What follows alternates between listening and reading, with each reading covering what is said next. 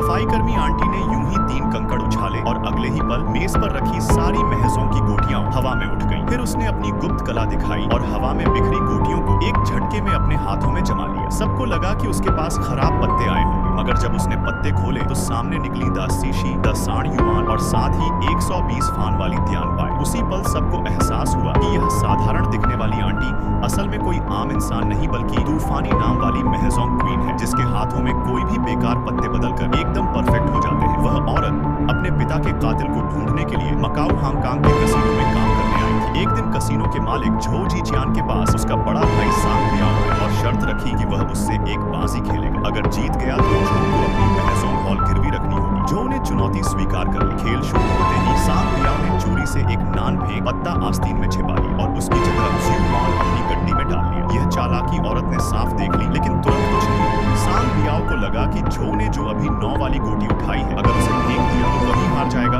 और उसे भारी नुकसान होगा। झो परेशान था। तभी औरत ने दखल दी और बाजी पलट दी। उसके हाथों की चाल इतनी तेज थी कि पास खड़े लोग भी ठीक से देख नहीं पाए। अंत में वही जीती और सांग बियाओ को मानना पड़ा कि वह हार गया। झो को तभी समझ आया कि यह औरत बिल्कुल साधारण नहीं है। इसी समय जुए का शहजादा कहे जाने वाला जुए के राजा का शागिर्द रोंग शिहाओ वहां आ धमका। उसने अकड़ दिखाते हुए कहा कि वह झो परिवार के सारे कसीनो निगल जाएगा, क्योंकि बाकी सब वह पहले ही जीत चुका है। अब बस यह